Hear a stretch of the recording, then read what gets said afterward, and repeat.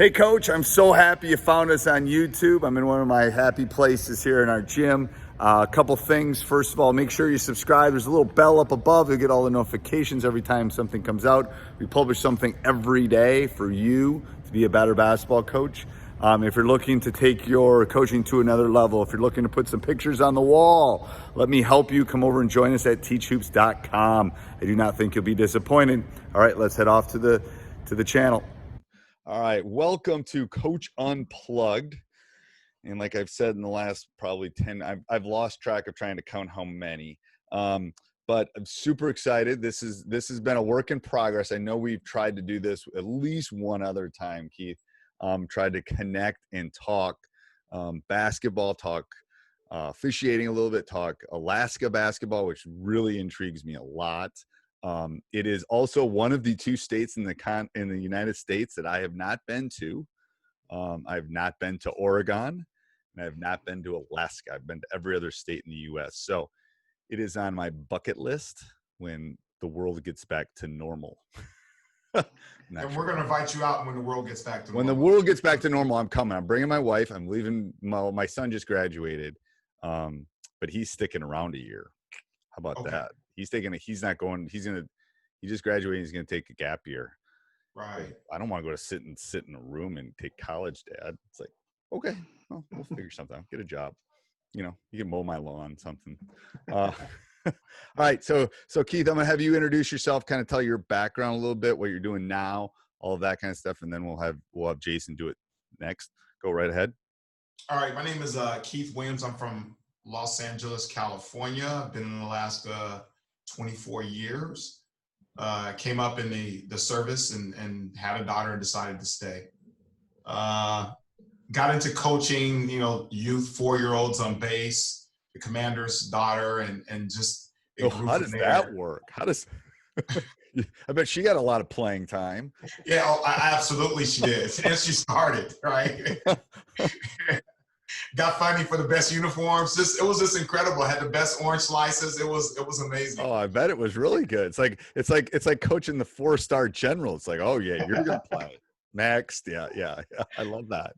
So from there, daughter got old enough to play. Started coaching her all the way through middle school, and wanted a group of girls to travel outside the state of Alaska to play in some sort of basketball competition, and created the team, the Alaska Vipers, even though we do not have any snakes. I'm sure that was one of your Alaska questions. We don't have any snakes in Alaska, but what a cool logo, right? So I said, I got to run with it. I mean, someone should just full-time name all the AAU programs. Like literally, they pop up like weeds. So it's like you come up with a name. It's probably, that's awesome. I love that. So from the Vipers, one of the young ladies on my team, an 8th grader, she's 6'3", her name is Leah Dupree. She went to University of Denver and then transferred to Eastern Washington. Her old high school was looking for a coach. She submitted my name.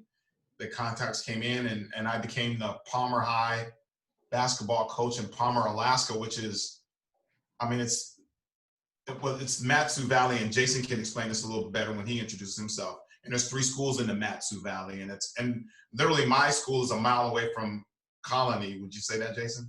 About 3 or 4. Yeah, and then Wasilla, which is on the west end of town, I guess, is probably about another 5 miles away. Okay. So first of all, I'm still stuck on the 6'3". So that's like a 6'9", 6'10" boy. Like that's crazy tall girl. Well, I had a 6'4", 7th. So she was in 8th grade. I had a 6'4", 7th grader. She plays for University of North Dakota. Okay. Right now. So she was a 6'4", stretch 4 at that time, and I wanted to put her in the paint, and she did not like being in the paint. So all the bigs think they're guards anyway. That's just the way we live in. They all think they're guards. So that was really a treat, and started a program on the 3 tenets of scholarship, character, and we want kids of character and kids that are not characters, and community service, Special Olympics, set up the Heart Run. Went to I wouldn't say old folks homes. What's the correct term? Senior citizens. So we've done that, and just kind of stuck to those 3 things of service, scholarship. And when I say scholarship, I mean scholastic. Like, are you a true student athlete? And that kind of just ingrained and got together with the principal at Palmer High School, and now I'm coaching at Palmer. How big? First of all, your daughter. Where'd your daughter go to school? Oh, so here. Yeah, so you gotta talk about your daughter first. My daughter is probably 5'10", okay, and she ended up going to Kansas State University on an academic scholarship. Okay. So I had two girls. So starting 5 from that Viper team, one went to D2 track, one went D1 track at Liberty University, 2 played basketball D1, and then 2 got scholarships academically to Kansas State. They were best friends. And okay, so a couple questions. First of all, what is the most common school that kids go to? University of Anchorage? Where do most kids go? Mason can answer that question. Yeah. It depends on what sport. I would say that both University of Alaska Fairbanks and University of Alaska Anchorage are doing a pretty good job of recruiting locally statewide. Right. As far as football goes, we have an all Alaska football camp in normal years that happens in June, which is a pretty big pipeline to some Division II, Division III NAIA schools in the upper Midwest, so Minnesota, Wisconsin area. Yeah. Valley City State probably gets a good chunk of football players from Alaska Division II wise. We've had some kids go to UNLV, University of Nevada, USC. We've had the gamut. We've currently got a couple of players playing Division I basketball, one at Texas and one at Montana State. Okay. We've had kids go to University of Oregon and play. My question is, do kids want to leave Alaska, or are they willing to stay? I mean, how is that? Because here's what I've noticed. I've taught for 30 years in Madison, which is the capital of Wisconsin. Very great city, gorgeous city if you ever can get a chance to see it. And it's got lakes and it's beautiful. Anyway, I would say probably 60% of our graduating class stays within 2 hours of it, 70%.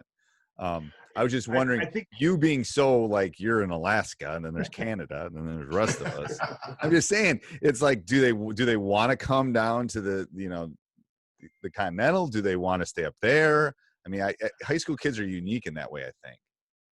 I would say historically, people want to get out of Alaska, right? They want to see the big world. And I think contrary to popular belief, sometimes it's the little fish or big fish, little sea syndrome, where you're a really, really good player in Alaska, but we're very limited with our resources. And so they work really hard to, it's D1 or bust. And sometimes those Division I scholarships don't come. And they won't satisfy themselves with an NAI scholarship or a Division II scholarship. And like I said, I think with the success, especially on the women's side right now, that the University of Alaska Anchorage has been having, and the increased success of the men's program as well, I think that they're doing a really good job great stuff locally. And like I said, Fairbanks is doing a good job too. Now we're running into some budget crisis stuff and possibly shrinking the University of Alaska system. So it's one of those where it kind of goes year to year. You know what's scary is when Harvard, who has a $28 billion endowment, cuts 11 sports. You start worrying a little bit, Exactly. I mean, I'm reading the article. It's like it's Stanford, and then I think it's University of Texas, and then it's like all the Ivies have all this. I mean, their endowments are like they buy a small country, and they're cutting sports. So that tends to be a little bit of a worry. How big? So let's go back to how big is Palmer? How big is the high school? So my high school is only a little less than 700. So we have the smaller high school of the 3 high schools. Okay. And then how many do you have? One state champion in each sport? Do you have 2? You have 3? How does that work in Alaska? There are 4. We have 4 for basketball. We have 4 divisions. 4A is our largest, with I believe 22 schools. Okay. And then 3A, 2A, and 1A. And how small is 1A? 1A is your outlying village schools where you might they might have a boys team one year, but they might not have a boys team the next year. They also do get a waiver from the Alaska School Activities Association to play 8th graders. And Keith, I don't know if you remember this, but I think it was 2 years ago, there was an 8th grader playing and was averaging 34, Right. 35 points a game for one of the 1A schools. So I think that they cap at about 100 students, and I think there's 130 1A schools, but not all of them offer boys and or girls basketball in the same years. Right, because it's like, well, yeah, it's like small towns in northern Wisconsin too. It's like, Exactly. so yeah, how is your state doing right now? I haven't followed Alaska as far as the pandemic. We're going full bore as much as possible. The kids have to sign in every day. Okay. We have no limit on the number of kids that we can interact with, but we still have to have the social distancing and stuff. I just didn't know. I mean, I know Hawaii really isolated themselves. Have you guys isolated people coming in and out? There's either a mandatory 14-day quarantine if you come in. If you don't want to take a test, you can come in with a negative test within 72 hours of landing in Anchorage or any of the local airports, or you can take the test at the airport. And I think that there are 7 communities that offer the testing right then there at the airport, and you get the results. It's varying. I actually returned from a little vacation and I got my results in 30 hours. Okay. But I've heard some people, you have to get a second test within 10 to 14 days. Yeah. And I've heard some people get their second test results before they even get their first test results back. That's crazy. No, okay. So that I just wondered if that, because my phone just dinged and I looked over and it basically said California just called off all sports. They did? The state of California just called off all fall sports for high school. Yeah. Wow. And they announced earlier this morning, the CIF had announced that they were pushing football to 2021. So I think they're going to start in March. Maybe? Yeah, March, and basketball is going to start in March. So they're going to have a late, their state championship will be near the end of the school year. Yeah. So CIF said that? Yeah. And I think now they're one of 22 states now who have either postponed or delayed fall sports for the start of the year. It's the stats teacher in me. It's called it's you can see the dominoes just kind of falling. So Steve, that's funny you should say that because McCourt is a math teacher. Okay. What do you teach? So 8th grade math, pre-algebra, algebra, and geometry. I'm making, for those of you that are listening, this is going to go on YouTube too. I'm making a cross sign. I student taught at a middle school. I walked out of the middle school. I dialed the phone. That's when there was like, I dialed the phone to my parents and said, I'm not teaching middle school. I can't do this. I'm a migrant ed instructor, and my kids, my higher end kids are in Jason's class. So I'm typically in Jason's class probably 70% of the day. And Jason and I just go back and forth. It's comedy hours, Steve. Oh my God. You guys, I tell people, middle school teachers should be paid more than any human being on the face of the earth, because the amount of energy in that building, you could light up the United States with the amount of energy in a middle school.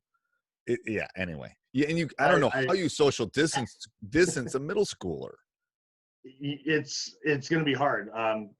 Our district is one of the districts just in this coming year who is going what they're calling full green, meaning we're going back all in our school 600, 700 plus kids. Keith, the high school that he coaches at will be the same way. Masks are not required, but encouraged. There's going to be some safety precautions, CDC guidelines and stuff, but they're thinking that everything's going to be just a-okay. And as well as I do. I mean, kids just don't want to be not next to each other. No, I don't remember where I read this article. It was I think it might have been the Washington Post or something. They basically said from about 14 to about 22, their brains are wired to take take risks and do that. Mhm. Our job is to teach them the proper way to channel that. And it's like, there's no way you're going to social distance like a 19-year-old in college either. It's like, are you kidding me? There's no way. Like, you give them a little freedom, they're going to run with it. All right. So here's one of the questions I wrote down on my list is, so do you only play in your area? Because Alaska's a big state, and you're not driving to games on a yellow bus, are you? Oh, I mean, so I'll start. No, I'll let Jason go first, and then I'll come in behind Jason. Go ahead, Jason. So in Alaska, we often like to joke that to upset people in Texas, we would like to cut Alaska in half and make Texas the third largest state, just so you can visualize how large Alaska really is. There are 8-hour bus trips. There are 6-hour bus trips. There are 15-minute bus trips. There are plane trips. There are ferry trips. Pretty much any way that you can get to a game, schools in Alaska get to those games. and how do are they little charter planes? How do they fly kids to? I mean, that just boggles my mind. Some are little 28-passenger Otters. Some are de Havilland Dash 8s that'll hold 40 or so, and some are actual 737s that are seating 200 passengers. So Steve, I'm just trying to figure this out because, okay, so I'm in a metropolitan area. I'm 2 hours from Chicago. I'm an hour from Milwaukee, two really big cities. I just know public education's I have problems getting a yellow bus to go 15 minutes. I mean, oh my gosh, where does the money come from? First of all, I mean, that can't be cheap. It isn't. We fundraise. We have booster clubs, probably some of the top booster clubs in the United States, and we get money from the school district. Okay. We can't take everybody on the team, so that's from a coaching aspect. That's pretty hard because I might get the email that says, "Hey, we've budgeted 8 girls to go to." Well, 8 through 10 are basically kind of the same. So how do I tell 9 and 10? They can't go, and then they get to feel in some kind of way, and it's just it just makes it harder for coaching in Alaska when it comes to that aspect. We're sleeping in classrooms on air mattresses and sleeping bags. We're taking cold showers wherever we can. We're eating as best we can. We're paying in a village, as Jason says, you're paying somewhere between $15 to $20 for a gallon of milk, $25 probably for a gallon of milk. A box of cereal, Jason's what, probably $15? Probably 8 to 10. If you're gonna buy generic. Okay, so my jaw just dropped because I'm in the dairy state. I could probably drive 5 miles and find a cow and start milking it. And I'm in a town of 300,000. Doesn't take that long to get to the farmland outside. That's crazy. Yeah, that's like it's like Hawaii. Like, I've been to Hawaii, and everything in Hawaii is because everything's got to be flown in. It's probably similar to you guys. Everything that's not or has to be transported from point A to point B. So how big are conferences? Well, mine is Wasilla, Colony, Kodiak, which is its own island, and that's a flight. So you each time you go, you play Kodiak, you're praying, right? Because you normally get in, but it's really, really hard to get out for whatever reason, due to the weather. Especially if you lose, especially if you beat them, they might not let you leave. So we go down to Kodiak, and we'll have to we'll have to stay in a house and I'll have to stay in a hotel, but the girls get to stay in a house, and I'll make sure that I feed them, and we play 2 games.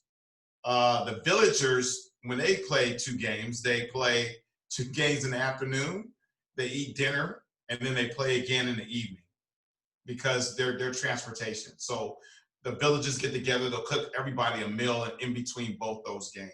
So they're playing 2 games in one day, whereas I'll play a back-to-back on a Friday and then an early, depending if we can get a flight out on Sunday and then it costs extra to stay in a hotel, or do we play early and then we get the girls together and we try to fly out on Saturday because we don't want to play that extra night. So it's just, there's a lot of things in coaching in Alaska that It's like you're a college coach. You need a graduate assistant to do all your travel stuff. God. And then sometimes the team mom and the AD don't see eye to eye on the number of people that can go or how many we have in budget and this, that, and the other. So I need prayers. But football can't do this. Ooh, go ahead, Jason. Every sport does. The Peninsula Conference is about a 700 to 800 mile trip from the northernmost school to the southernmost school. Barrow has a football team. It was featured on Football in America. They had a booster somebody down in the lower 48 that did some fundraising, gave them some money, and they actually built a turf right on the peninsula. It's surrounded by water. They have people on polar bear watch during the games. It's a very, very unique. It's a blue turf, much like Boise State. Right. And they will travel as far south, like I said, about 700. It's about an hour and a half flight to their southernmost game. I'm still stuck on the 800 miles because I can literally leave Madison, Wisconsin, and almost make it to New Hampshire in 800 miles. It's a little over 1,000, but that's a long way. And I think that's the most unique thing about sports in Alaska is every trip is a travel trip. Now, Anchorage, you obviously have, like Keith said, within a 12-mile radius, you've got Colony, Wasilla, and Palmer, who all play in the same conference. But to get to Kodiak, it's an hour bus ride to Anchorage, and then hope and pray that you might get a flight out. And I have heard, and I also have been part of flights where you'll take that hour flight, you'll get off the ground, you'll circle Kodiak for 25, 30 minutes, hoping that the weather breaks. Then you got to fly the hour back to Anchorage and wait it out in the airport. It's and tough. Why is the weather? So where's Kodiak? Why is the weather so bad getting to Kodiak? So Kodiak is right in the northern part of the Gulf of Alaska, the southern part of Cook Inlet, and it just has a weather system that comes in from the Gulf. If you've ever watched any of the Bering Sea Gold, and you've seen those shows where they just talk about the rough seas in that Bering Sea, the wind and the weather patterns come out of the Aleutians, but they just funnel right back up into the inlet, and it has to cross Kodiak. So it's either windy, rainy, or really, really nice. And how many people live in Kodiak? I would conservatively say maybe 10,000 or so. It's also a Coast Guard base. So you've got a transient. Because I was wondering how do people make a living in Kodiak other than maybe fishing? Fishing. Okay. Yeah. So most of the shipping, most of the ships that you see on the Alaska-based shows, Deadliest Catch? Many of those are stationed out of Kodiak, some out of the Homer area. Very, very similar weather patterns and such. Okay. But at least they're also known for their guided grizzly bear hunting trips. Yeah. Which those guys make a lot of money to guide. Oh, I bet you that's crazy. So what about the little villages? I mean, I would be more scared about the little puddle jumpers than the little. I guess not. Maybe you could land in water if you have one of those kind of planes. Oh, there's no water in the winter. Yeah, that's true. That's all ice for a village. Yeah, it's all ice. It is definitely all ice and snow. So your travel may be to, say, from Anchorage, if you're going to go to Bethel or Dillingham or to Nome, the end of the Iditarod, you're going to take a 737 jet there. And if you're going to any of the outlying villages, say White Mountain, which is one of the Iditarod stops, you may snow machine there. You may take a dog sled there. You might you might be able to find a little plane and take the 15-minute flight there.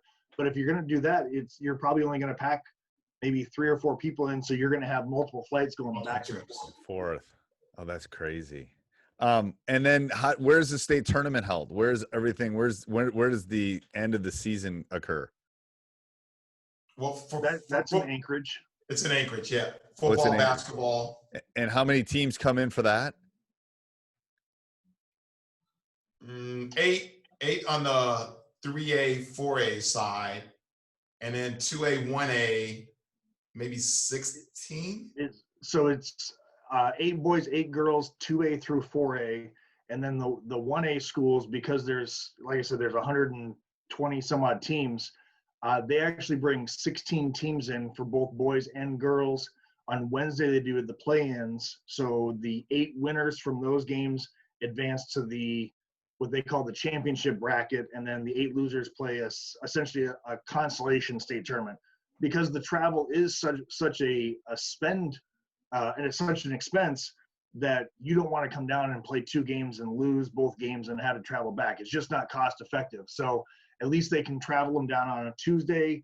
They can get a game. They can get a day of practice in, walkthroughs, etc. The playing games on Wednesday, and then they're guaranteed 2 more games, so they're at least playing through Friday. Okay. Is there okay? So I think I've wrapped my head around how the games occur. Where do the officials come from? I mean, I'm swear to God, no, that's what I'm saying. It's like, I'm playing that's a great question. I mean, is it the dad of the starting center that's officiating? Because I mean, depends on where you go. It might be it might be a teacher, the JV coach, and a parent. Hey, we're short an official. We need somebody who wants to come down and run tonight. We do have certified officials in the state of Alaska. We're pretty big on networking as far as when you're living in the big city, and I'll work as many games in 1 week as some officials might work in an entire season. You in these smaller schools, the smaller villages, they may only have 3 home games, and so they're very, very limited again with the travel and expenses and stuff. So it becomes quite the I guess for lack of a better word, you have to become very ingenious on how you get your training and everything. But we've got officials that come from all over the state of Alaska to the state tournament. They try to get the Alaska School Activities Association works really hard on trying to get representation from all around the state. Well, that's the kicker. That's how you get them hooked. You want to get them on the big stage, and that's how you get them hooked. Exactly. It's like, but I'm thinking of Kodiak. If it's 10,000, there's only so many officials on a city of 10,000. There's only so many people that want to probably officiate. But then when you get to the little ones, you're right. I just see that there's a problem with officials now.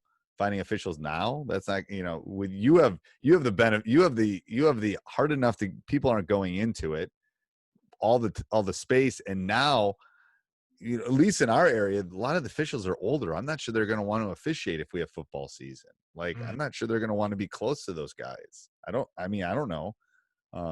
Especially in the pandemic, I don't know if they'll want to do it. So that all of a sudden, if you lose more officials, you're going to, we can't play the games if we don't have officials. Yeah, there's definitely a national shortage, and has been for several years, and in multiple sports. And I'm just thinking about the big 2 between basketball and football. In basketball especially, because there is so much more running that goes along with it, and cardio, and you do get an older population. Just like with anything, coaches get older as well, and there's a time where they need to step down, and they try to pass the baton, and unfortunately, with this younger generation, we just don't. There's just not the desire to want to officiate. We try to do, as officials in Alaska, we try to do a good job of. I've worked several of Keith's games, and some of my pregame speeches or pregame talks with some of the captains are, hey, this is your last game that you're going to play as a high school student. Right. If you don't want to continue your basketball career, or you figure this is going to be the end, come on and officiate. Be able to give back something to the game that maybe has given you so much love as a player. Now you can give something back as an official. What we've done too is we've really tried to work the college, because Wisconsin's like a school of 40,000. We've tried to get them involved in our youth program. Paid them cash, come do a couple games, get them hooked onto the thing. And then all of a sudden it's like, oh, maybe I want to move up from 7th grade boys basketball. And so that has worked in some respects as far as trying to find young officials. We have had a hard time finding young female officials. Holy crud. there just aren't as many. I mean, I don't know, more getting into coaching, which is good. We just don't have that representation on the girls' side. At least I've noticed. So that tends to be a hard thing too. Okay. So anything else on that? I've got other questions I got to ask too, but that's very intriguing to me. I don't know how you guys do it, to be honest with you. So let's talk about some of the stuff you sent me, Keith, about that cultural stuff. Is that stuff you're doing with your team? Is that some of that stuff with your effort and your attitudes and all those kind of things that you're talking about? Yeah, that's something that before I got there, and correct me if I'm wrong, Jason, I think the girls had 3 coaches in 4 years, or something to that effect. So when I got there, my seniors who had had 3 coaches in 4 years looked at me like, whatever, dude. Right. And my juniors were almost kind of looking at me kind of sideways, like, you're not going to be here next year anyway. So my sophomores and my freshmen, really, those are kind of, I wouldn't say they're my kids, but it was just a different understanding and a different respect level between the girls that had so many coaches and those girls who I was their first coach. Does that make sense? It does. It does. I mean, I know when I took over my program, I was the only applicant. No one wanted it. But it's a cultural. I mean, I think it's so important. You got to build that culture to turn things around. You have to change. It's the mental attitude. It has to shift. The mindset before that was, hey, I'm a senior and I get to play. And some of the coaches, I don't think were all in, and they were just kind of, I'm not going to say they were there just for a check, but their coaching philosophy and their coaching style was totally different than mine. Right. And so when I'm now playing the best player or someone that brings value to the court as a sophomore or freshman, and I have juniors and seniors sitting, then it just created, and if I could tell myself 2 years ago, that I would definitely be more embrace those awkward conversations, those hard conversations. I'm telling you. So here's what I want to do from now on. I'll tell you something I do. I say, you want truth or you want harmony? Like when I talk to my kids, you want truth or you want harmony? And for an example, like truth would be, I'm going to tell you can't dribble with your left hand. Like that's right. Truth. Harmony would be, you are the best dribbler in the world. You are the best player ever. So almost every kid, when I say, do you want truth right now or you want harmony? You want, and they always come back with truth. They do. But I said, you want to have that courageous conversation with you right now. And you run what I tell parents is, you run a talented, gifted program for basketball players is what you do. It's like, I wish I could sing, In a small town like this, or a small area, these girls have been playing since Jason, kindergarten? And so here's some of the, I shouldn't say that, uniqueness of it is that one set of parents coached them kindergarten through 4th grade, and for whatever reason they butted heads, and another set of parents came in and coached them, and it's like, well, hey, back when those girls were in 6th grade, yep, such was the best player. It's just so those kinds of things that you kind of run into. You know what I have found though, Keith, over time is, first of all, you can't be rational with irrational people, and most parents are, when it comes to their kids, are a little irrational. Okay. We all are. I get it. I am too. But the kids want honesty. Like the kids, for the most part, want honesty. They want to know where they stand. Parents, sometimes don't always want that. But having those over communicating, I think is the key to most of, at least over my 30 years with parents and stuff, is over communicating has solved most problems. It is. Yeah. And attacking those problems from day one. I mean, yes, you can't avoid them. Yeah. I'm talking about playing time at the parent meeting, and after tryouts and we pick the teams, that first player meeting is going to be, hey, I have five positions at 8 minutes a quarter, X amount of minutes, divide those up into the 12 girls that we have. Right. Like everybody, there's not enough equal minutes. And secondly, this is not rec ball where I'm required to play everyone the same amount of time. I know. I know. That's where you kind of try to have the rational discussion. Like when I cut somebody and they don't think I should. So you honestly think that I'm going to spend 5 months of my year coaching in January in Wisconsin to not try to pick the best team that now we can agree or disagree. We can agree to disagree that maybe you would pick one team and I would pick another.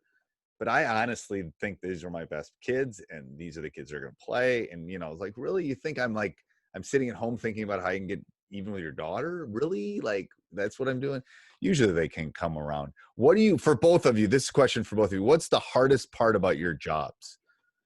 Your coaching job, your officiating job, not your math job, because I know what's bad about that job. Go ahead, Jason, you go first. I would say just letting coaches know that, it's not us against you. We're here to help the game run smoothly. They're there to coach the game smoothly. We're there to officiate the game smoothly.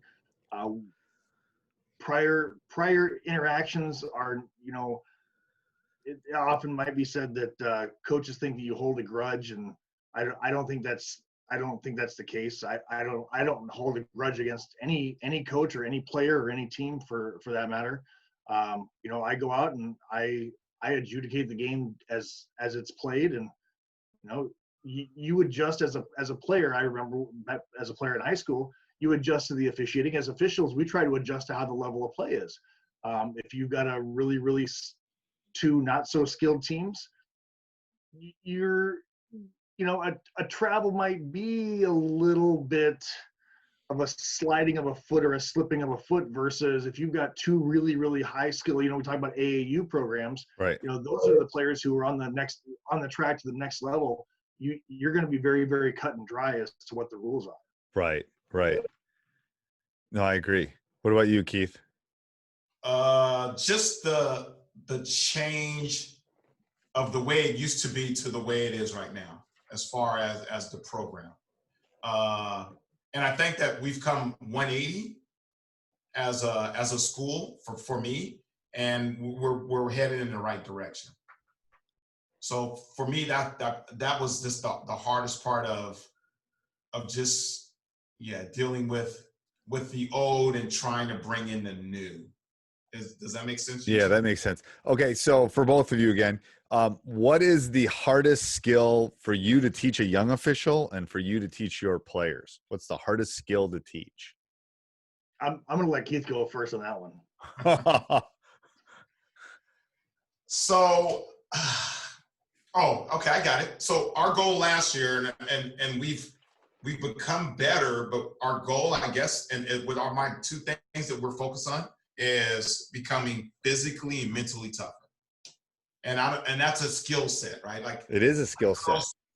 My girls weren't used to physicalness, and they weren't mentally engaged all the time, or they kind of tapped out when things got hard. And that was kind of, my girls thought it was their right to play basketball instead of it being a privilege. And right. Now we're changing that aspect of it. And when you know that it's an opportunity that this could be your last time playing for whatever reason, then you play way better. And then another thing is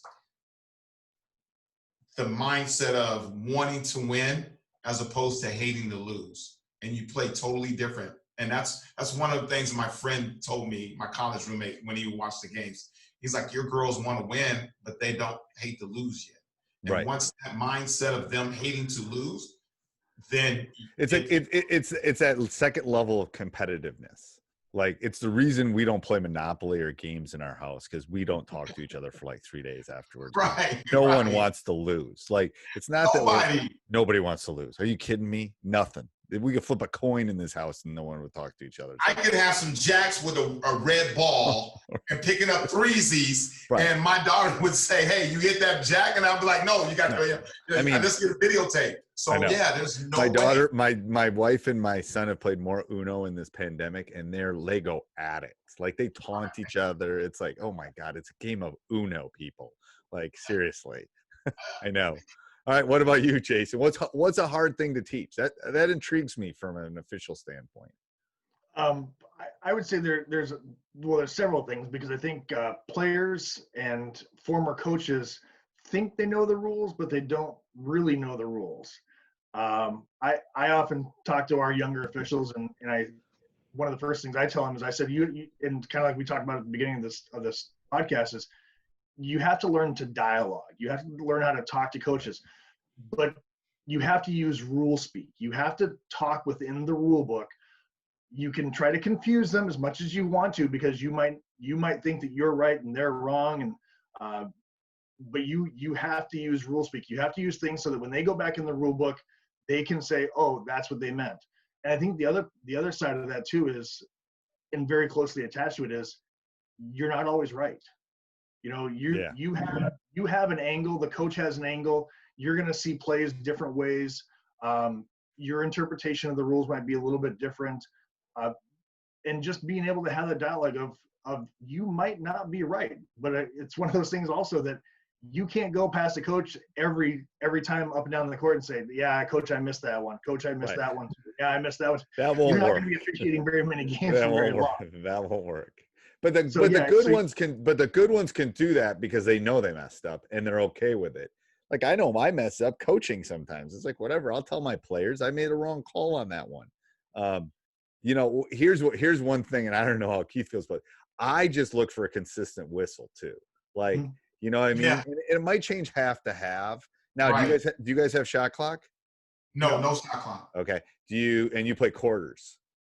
Yes. Quarters. Okay. Yeah, we play halves, which was a unique change, which I wasn't 100%. I don't love change, but it's actually made me play more kids. Because it's two 18-minute halves. So I basically got 4 extra minutes. My best player can't go 36 minutes hard. Like, it's like almost like a college game. You know, you got to rest them a little bit. So here's my movement. This is what I want changed in the game of basketball. I'm gonna see what Jason thinks. I think the jump ball we should get rid of the jump ball to start the basketball game. Okay. So and here's my reasoning why. Most of you aren't very good at tossing it because you don't do it very much. No, I'm just saying, it's like you're not practicing. Like when I played, you threw Absolutely. it. So why don't we just give the visiting team the ball everywhere? The visiting team gets the ball to start the game and alternating possession after that. Done. We're over. That's a very unique perspective. I do agree that some people are much better to toss than others. It's one of those things where if you're lucky, you might do it twice a game, but really it's going to be once. Right.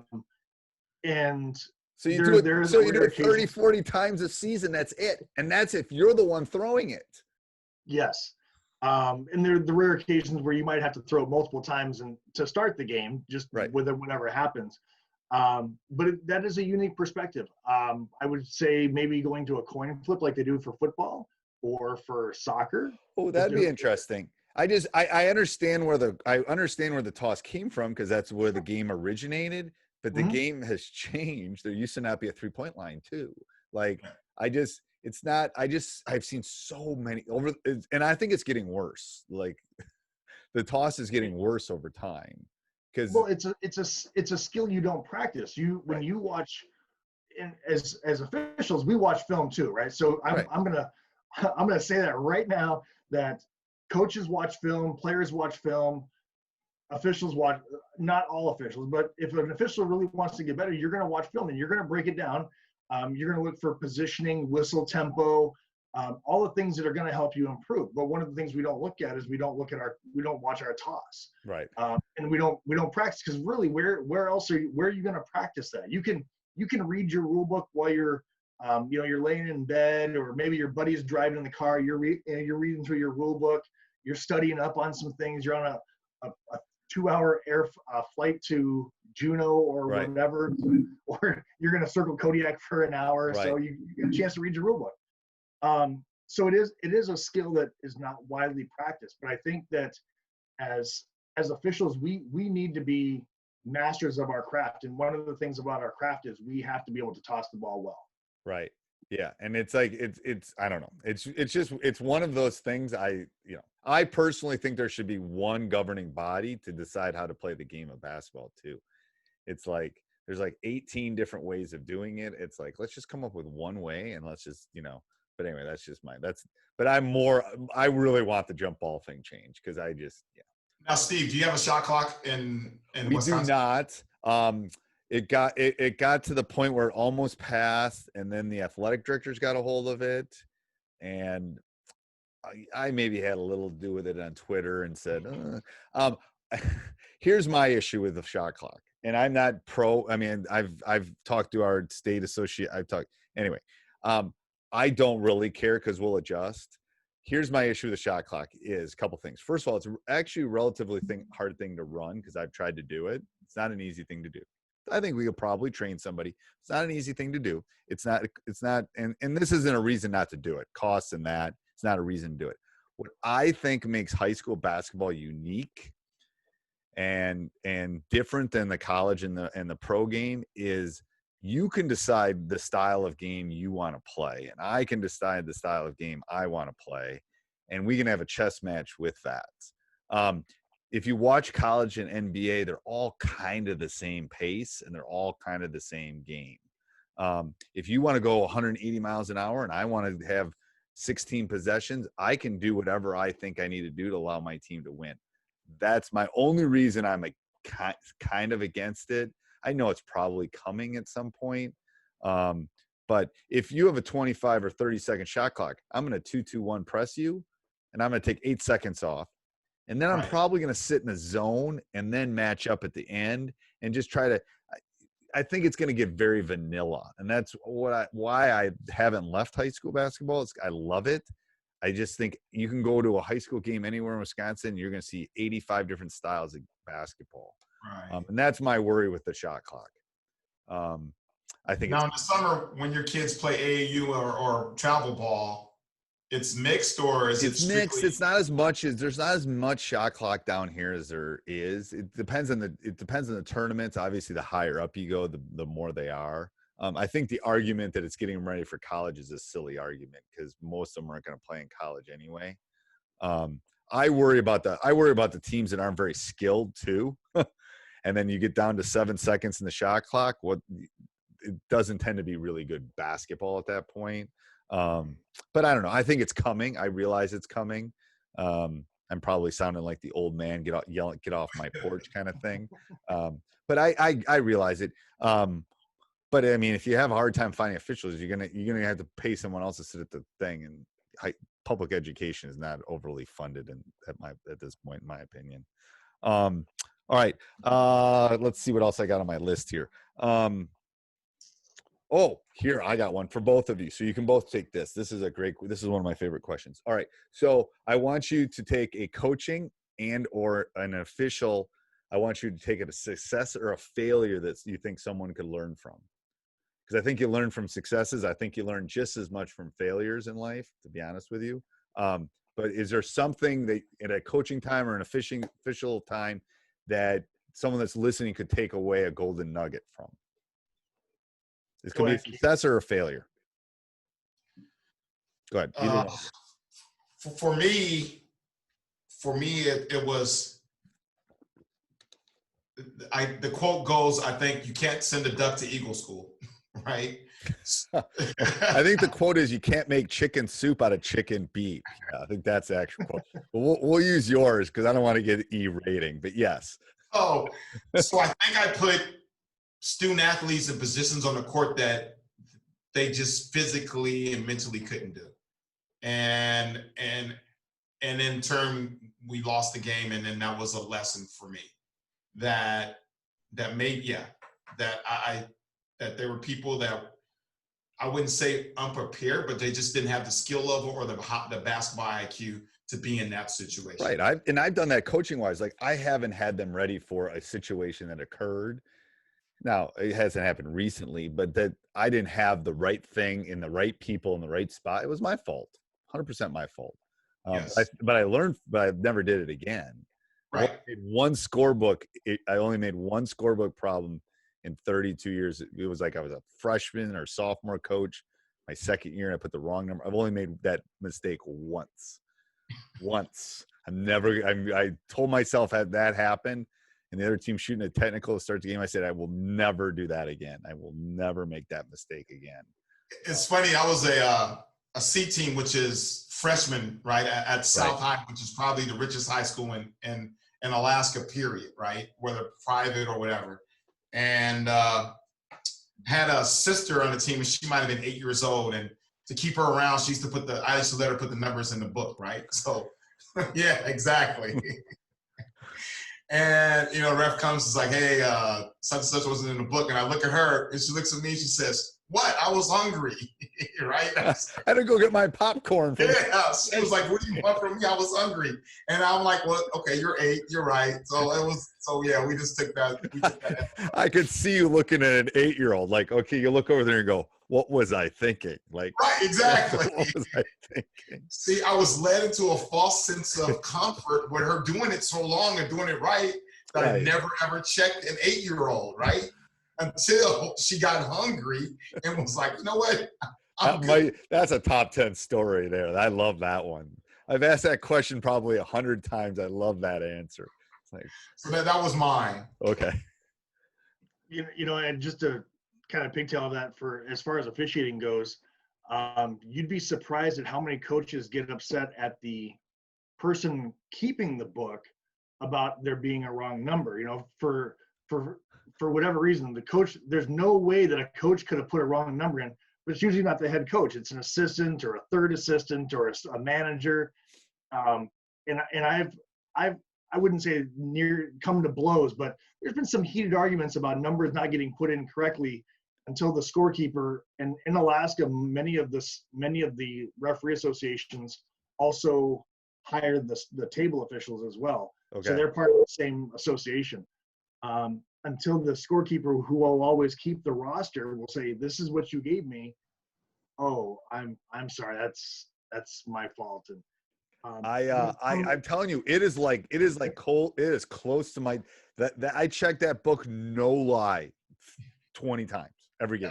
Like, I'm sitting on the bench, I'm checking it, I'm checking it with the previous game, and then when tournament comes, if I move kids up, I literally walk in the locker room and go, okay, let me see your jersey. Like, and I make them pull up their thing. Because It's like, it's my responsibility. It's me. It's Absolutely. No one else's. If it's wrong when I turn it in, it's going to fall on me. Like, the buck stops here. Yes. Yeah. As far as success and failures, like you said, I think we learn more from our failures about what not to do.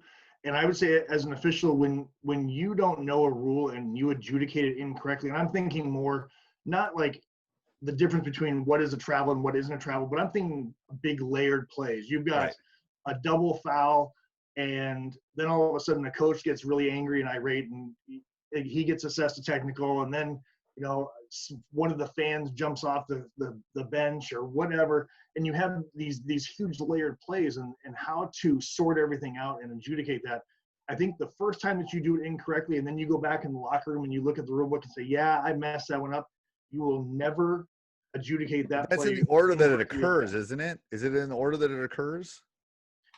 Yes. In high school, that's one of the things that's really nice. We call it, as a math term, order of operations. Right, it is the order of operations. So there is a very, very specific order that we do things in. I also officiate NCAA, and there are some similarities to high school, and there are also some very, very big differences as well. And sometimes in those layered plays, it isn't how in the order that they come. Is if you've watched, for example, men's basketball, you may shoot a technical foul and then go shoot your bonus 1-on-1 or 2-shot bonus or whatever. So I've learned the hard way. I've learned that, I thought I knew that rule. Get in the locker room, no, that wasn't it, and I'm not going to mess that one up again. Right. Do you use please excuse my dear Aunt Sally, or do you use the grouping one? I use the grouping one. So greatly excuse my dear Aunt Sally. Okay. Okay. And I still because he's been in my class. We're math nerding out. Sorry, people. No. It's so when I'm in his class, I do math, and he gets on me all the time about that. He gets on me all the time about this, and he could go ahead. You know what? You explain what I do and why you get so mad at me.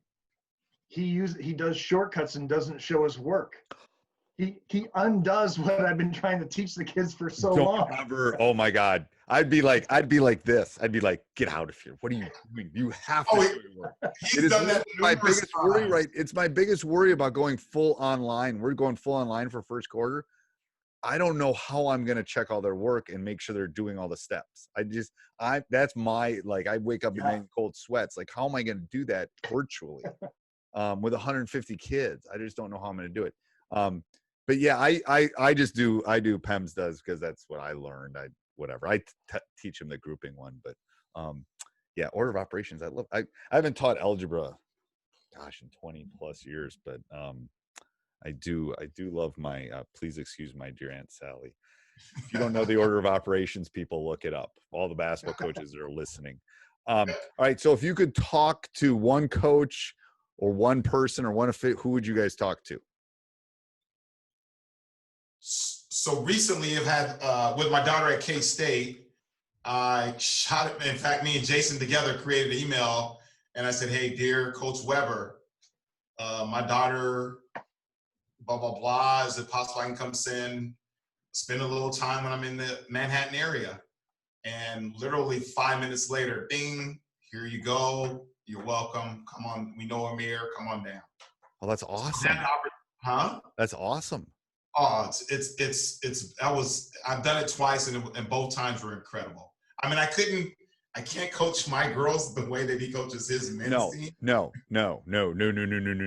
So what I tell people when they do that, I said, what you have to do is you're sampling. You're like going to a smorgasbord and you're going, I like the peas. I'm going to eat the peas. You can't do what Coach K does. If you have a 6'11" kid that has a 37-inch vertical, then you go ahead and do what Coach K does. But otherwise, you ain't doing that. Like, but that's like teaching. Like I consider teaching like painting or being an artist. How you would teach order of operations and how I would teach order of operations probably be different. We both might tell dad jokes because I tell lots of dad jokes, but I used to do stand-up, so I always try to make them laugh. But they both might be really effective. You know, it's just everyone does it a little bit different. But that's why I tell the young coaches that listen to the podcast, go out. I mean, I was under 7 head coaches before I got my job, and I'm literally a piece of all 7 of them. Like I took a little bit of each of them to make me. Like, I like this, I like this, I like this. This fits my personality. So I think that's great. I think that's a great idea. What about you, Jason? Who would you meet? Well, coach-wise, it would be Dean Smith. I'm a big Carolina fan, and you know, it's just one of those things. I think he really, and not the only coach ever, but you know, for what he stands for as far as the scholastic part. You're a student athlete first. You're student first, athlete second, and just getting the players to play within a system. You know, I don't know if you watched the 10-part series with Michael Jordan, The Last Dance, and one of the things that Michael Jordan says is the only person really to hold me under 20 points is Dean Smith, and to work within a system. And so I think that's pretty unique to take one of the best basketball players in the history of basketball and to say, hey, you know what, you can be great in other places and do other things, but I need you to work within the system. Right. And I've had the opportunity to listen to a lot of good officials, not only on video calls, but also in person. I've listened to Ed Rush, a longtime NBA official. Penny Davis is now the national women's coordinator. So I've heard her speak numerous times.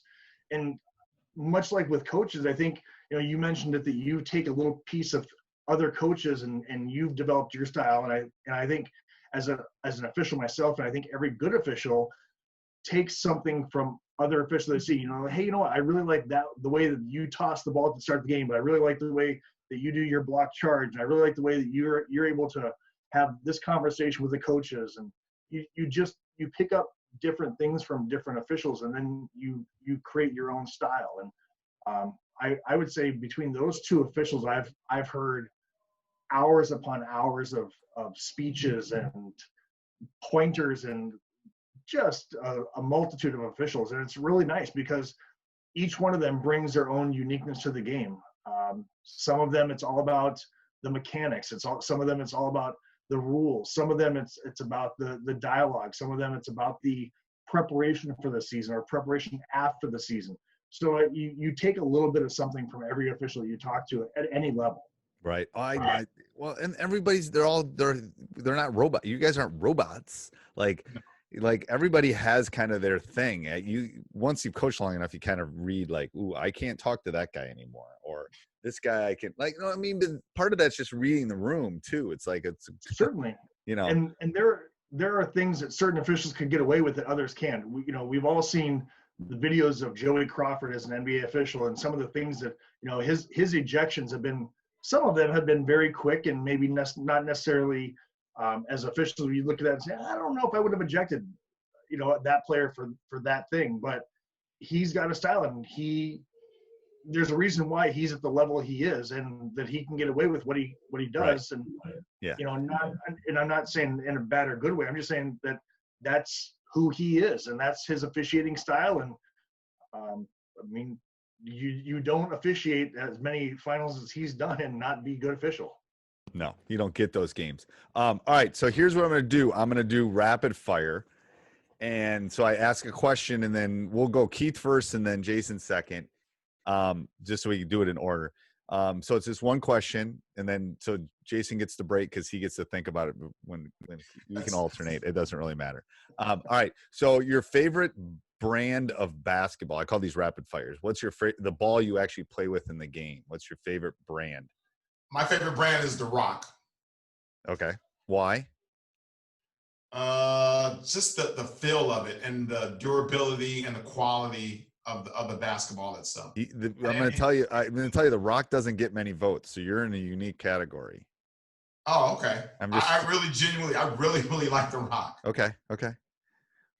I like officiating with The Rock. I like playing with a Wilson Jet. Wilson Jet. Evolution tends to be old school. That's old school. That is old school. What is the state association's ball? The Rock. The Rock. Okay. All right. So this one's just for Keith. What's your one word to describe your ideal player? One word. Motivated. Okay. For both of you, I'm going to start with Jason on this. Will you go to one sporting event in the world? What would it be and why? The Masters, and it's the best event ever. Have you been? I mean, you can get a pimento sandwich for $2. Really? If you've never seen the menu, nothing is more than about $2 or $3. You're not going to pay, like if you go to a football game or to a baseball game, you're not going to have to pay $19 for a hot dog. You're going to have to pay $1,900 to get a ticket and figure out where you're going to stay. It's in the middle of nowhere. I've been close by. I spoke at a clinic outside of Atlanta, and it was like close to there. But I got a couple good places you can stay. All right. Yep. What about you, Keith? So for me, going to Howard University in DC, I'm going to pick. You ready for this? I'm going to pick the 1980s from like 81 to 85 Big East Tournament Conference Championship at Madison Square Garden. Any of those schools, whether it be Villy, whether it be Georgetown, Syracuse, St. John's, just a plethora of highly skilled players and phenomenal coaches. Everybody should go to Madison Square Garden. It's like you got to just go. Like it's like you take the subway in, and it's like I know it's. All right, Steve, that was going to be one of my favorite coaches is John Thompson, and just because of the fact that the way that those Hoyas played with that kind of edge, offensively pushing the ball up and defensively in your face. I remember Ewing having all those goaltends to start. Remember that? I don't remember. But he told him to do that. I know he did. I think it was against Michael. I think that was that the Michael year? You could have to ask McCourt. Yeah. Was that the Jordan year that he lost in the finals? He used to go out there and block everything. We just want to intimidate him. I don't remember what that was. I thought it was 85 when they played Villanova.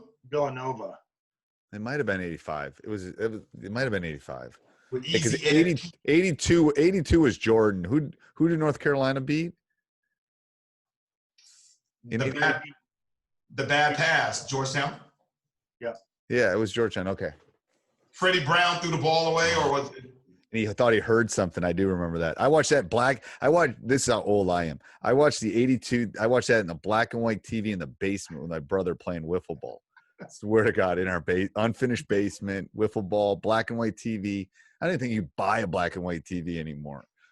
I don't even know if you could find one in a thrift store or I know. flea market or something. The kids laugh at me when I tell them that. All right. We'll start with you on this one. Favorite pregame meal? For me? Mm-hmm. Oh, chicken. Something chicken. Okay. Doesn't matter what it is. Fried chicken, chicken strips. As a player and a coach, it was always something chicken related the night before. As an official, it's a little more sketchier because I know that I'm going to be doing a lot more running. And I'm older and I got to be a little more conscious about what I eat. But no, I think chicken's always my go-to. Chicken. Okay. So I'm getting a little older too. So I would say, and I'm going to more and more plant-based protein. If you can, come on, Steve, come over, Steve. Well, trust me, I eat sushi. I mean, I got to have a good steak once in a while. I just can't go total. I'm very plant. I mean, I eat a lot of fish. I don't eat a lot of red meat. I don't eat a lot of meat, to be honest with you. But yeah, there's nothing like a good burger once in a while.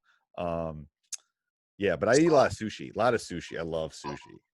All right, so my go-to though is still chicken, like Jason, and it would probably have to be like wings. I don't eat. I'm sorry? I don't eat. My pregame meal is not eating. Like I get too nervous. I still get too nervous. I can't eat. No, I eat afterwards, but I can't eat before.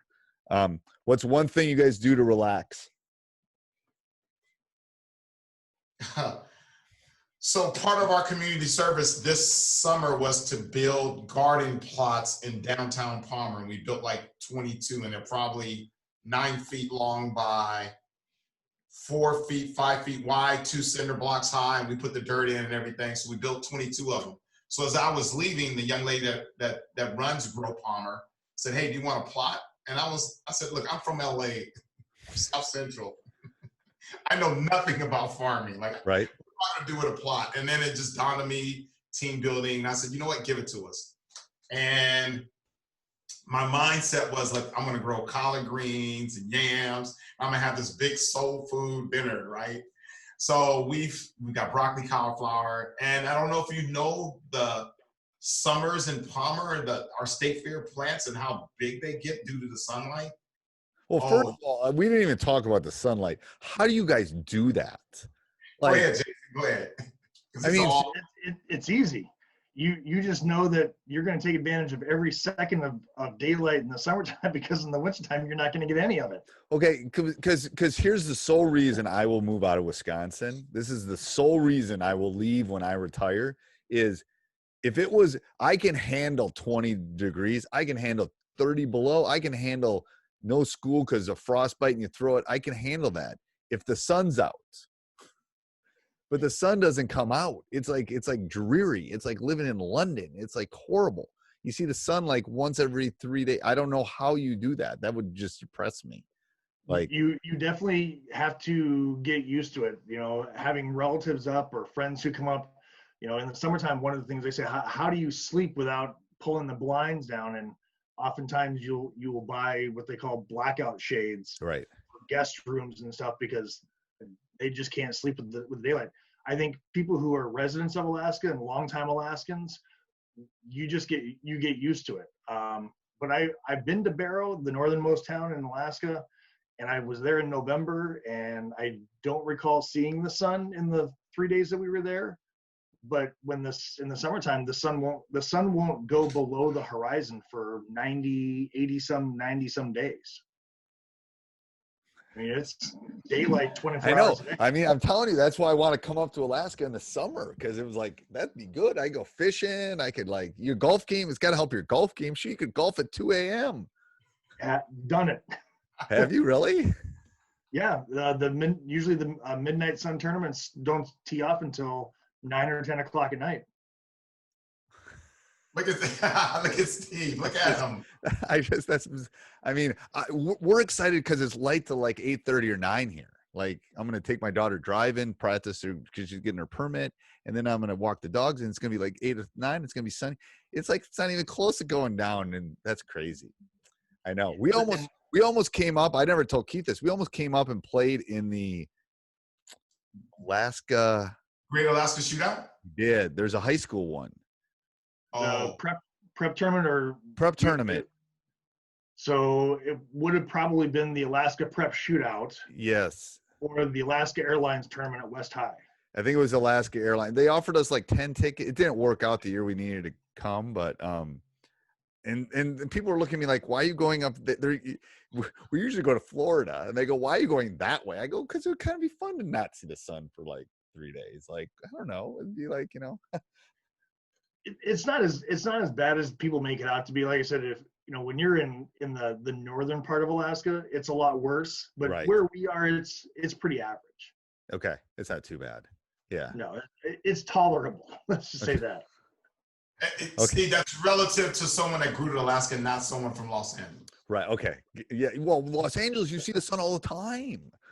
Right. So for me, it was. I mean, the darkness, it gets to you mentally. Do you have a lamp? Do you have a lamp?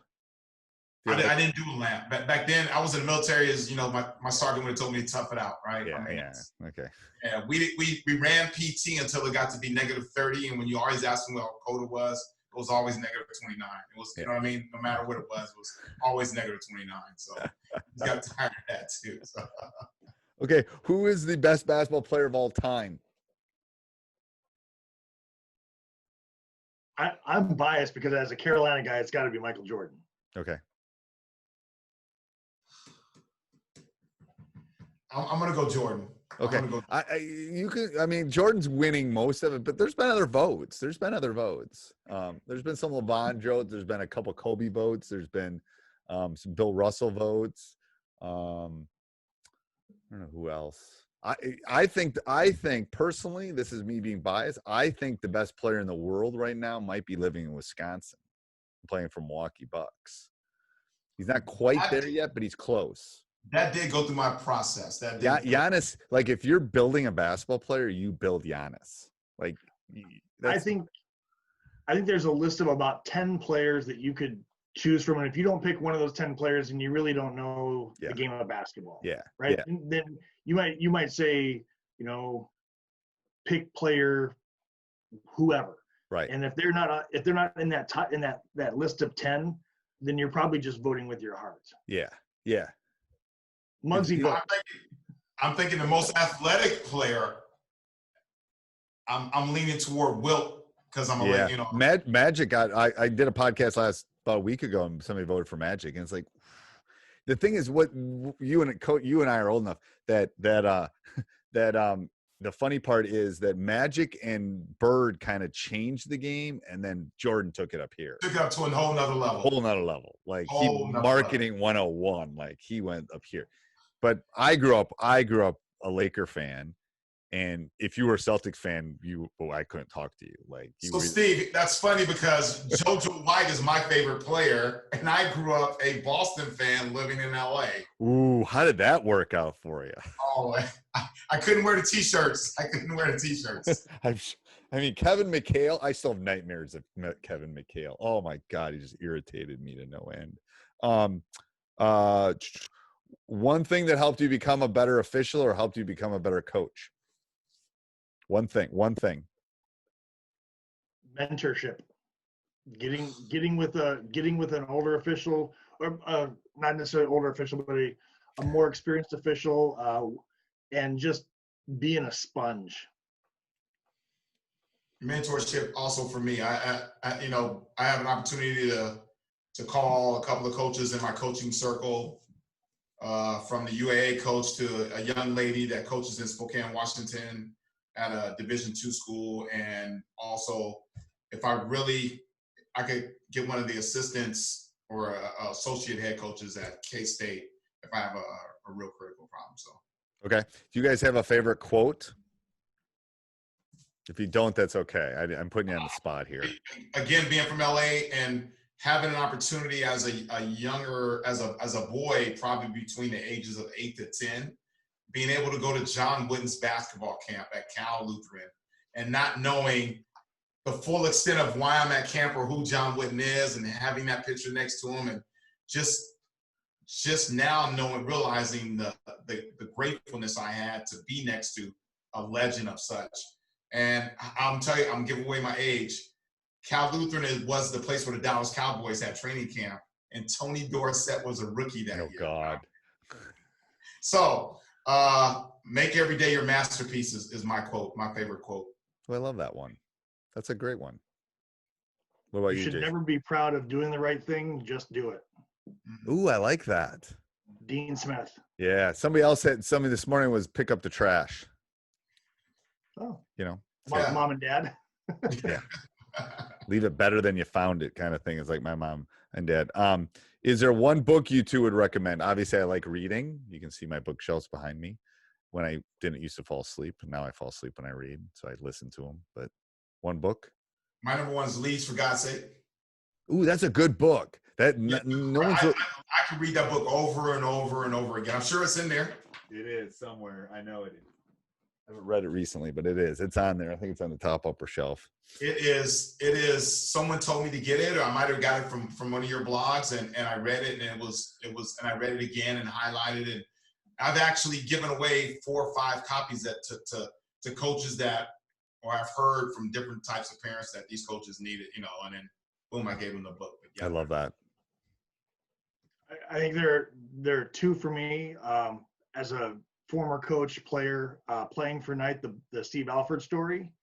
We talk about his 6 seasons, the 4 at Indiana. He played on the '84 Olympics, and then they also did a trip to somewhere in Asia. So playing essentially 6 full seasons for Bobby Knight, and just very, very cut and dry. As an official, verbal judo by George Thompson, because it helps you dialogue. I think it helps you in a lot of situations. It's helped me as a teacher, talking with parents, talking with students, talking with coworkers, administrators. It's just a really good book to help you learn how to dialogue correctly. It's an art. There's an art to that. All right. So I always end with this question. What would you tell your younger self? Time machine. Back to the Future. That ages me. What would you tell your younger self? For me, keep fighting. Just keep doing what you're doing. It doesn't matter whether you win or lose. You fail, successes. But you got to keep pushing on. If you hit that roadblock and you stop, you hit that wall and you stop, you're not going anywhere. And for me, it would be like appreciate the small details in life. Just appreciate and be grateful more and more each day.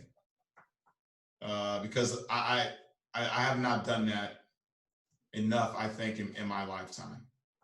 But Steve, living in Alaska, just looking out, I could wake up in the morning and look at mountains that are totally incredible. You're literally you're in God's country. Now, yeah. Have you been to Banff? Have either one of you been to Banff or Glacier? In Canada? Yeah.